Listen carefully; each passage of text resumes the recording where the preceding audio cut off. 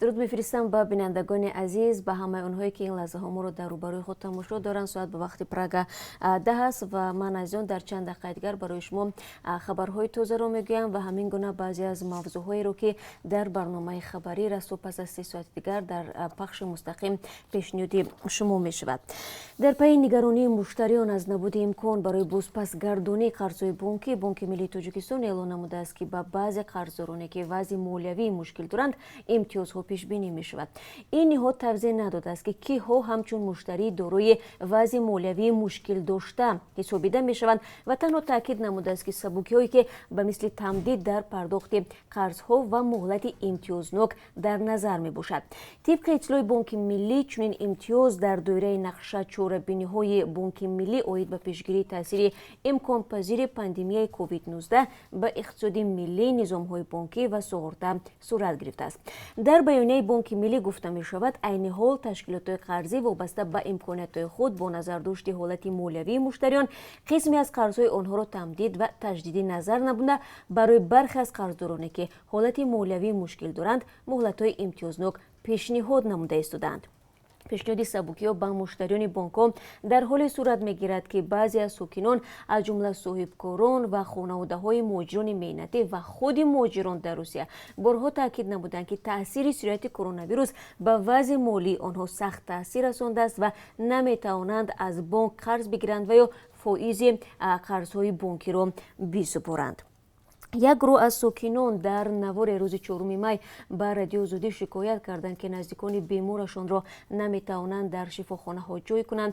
آنها میگویند با سبب پر بودن بیمارستان ها مریضان را به کمپلکس سیاحی نویه ورزو فرستادند ولی در آنجا را نیز برویشان کسی نمیگشاید. مقامات در این باره چیزی نگفتند. وزارت تندرستی تاجیکستان شامی دیروز اعلام کرد که در بیمارستان های کشور بیش از 3000 نفر زیر نظارت پزشکان هستند. بیش از 270 نفر را بعد از تشخیص و معالجه به خانه هایشان جواب دادند. به اطلاع رسمی تا شام یکشنبه در کشور 128 نفر به کرونا ویروس سرایت شده. 2 نفر از این بیماری فوت دیدند ولی دقیق گفتن نمی شود که بیماران در کدام ولایت و نویه ها ثبت شدند و تعداد گرفتاران در کجا زیادتر است. قبلا به هنگام ارائه رقم اولین در این باره تاکید شده بود که بیماری در دوشنبه و سوخت ثبت گردیده است ولی در جنوب تاجیکستان مقامات بیداشته درباره بودن یا نبودن نفری گرفتار کرونا ویروس صحبت نمی کنند. هرچند در یک جلسه حکومتی ولایت هفته گذشته موضوع گرفتارشوی به التیاب شوش بررسی شده است و مرگ 10 نفر از این بیماری تصدیق کرده است. در این باره در برنامه خبری یک گزارش خواهیم داشت.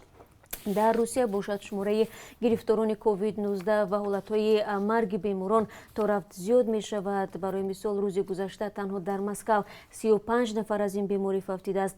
ستاد مبارزه با کرونا ویروس امروز خبر داد که در روسیه 134687 مورد سرایت شدن به کووید 19 تصدیق شده. 1280 نفر فوت دیدند. بیش از 16000 کسی دیگر باشد شفا یافتند.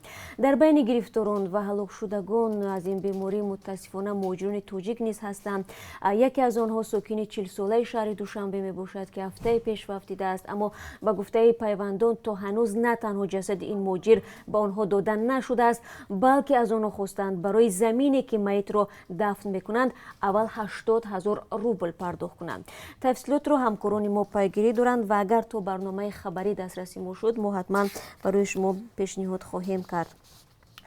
در همین حال ایالات متحده آمریکا استفاده فوری از داروی رمدیزیویر را برای طبابت بیماران کووید 19 در شفاخانه این کشور تصدیق کرد. قرار است دارو از امروز مورد استفاده قرار بگیرد. این تصمیم بعد آن گرفته شد که آزمایش‌ها نشان دادند رمدیزیویر به افراد مبتلا به کرونا ویروس کمک می‌کند تا زودتر بهبود یابند. تنها بیماران کووید 19 که در شفاخانه بستری هستند می‌توانند از این دارو استفاده برند. ضمناً پرزیدنت آمریکا دونالد ترامپ باور دارد که کشورش تا آخر سال روان واکسین ضد کرونا ویروس را در اختیار خواهد داشت. این در حالی است که کارشناسان ساحه تندرستی میگویند برای تهیه چنین واکسین و استحصال مقدار ضروری آن احتمال کمش 1 سال ضرور می باشد. با ما بیایید در برنامه خبری در این باره برای شما تفصیلات بیشتر خواهیم داد برای آنهایی که از ما درباره بودن یا نبودن واکسین ضد این بیماری میپرسند. مقامات ازبکستان 3 مای تحقیق رخنه در سربند تازه بنیاد آبانبار سردوبه را شروع کردند. در نتیجه رخنه سد آبانباری یاد شده هزارها نفر در ازبکستان و قزاقستان به ترک مکان زیست دائمی‌شان مجبور گردند. رخنه در آبانبار 1 مای به وجود آمد. این حادثه باعث گردید که 70,000 نفر به جای امن کوچانده شدند که از این بین بیش از 50 نفر به بیمارخانه انتقال یافتند. در جنوب قزاقستان بیش از 600 خانه را آب زیر کرده است. دوستان دولتی ازبکستان روز 3 مای اعلام کرد که پرونده جنایی جای داشتن سهلنگاری و نادیدگیری قانون‌های ساختمان را تحقیق میکند. آبانبار سردوبه در سال 2017 به استفاده سپرده شده است و بنیاد آن 7 سال را در بر گرفت. سرپرستی ساختمان را خود شوکت میرزیویف که آن زمان سروزیر ازبکستان بود بر دوش داشت.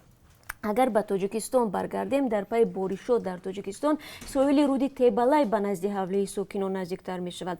رود تیبالای از میان شهر کولوب می گذرد و در دو طرف رود دههای زیاد جایگیر می باشند.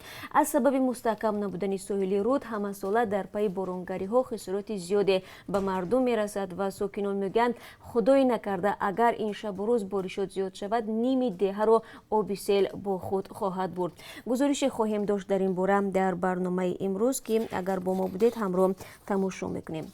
و بینندگان عزیز اگر شما نیز شاهد حادثه شدید و یا نواری جالبی دارید لطفاً با رقم 420 724 056 681 طریق وایبر و واتساپ و تلگرام به آزادی ویدیو بفرستید.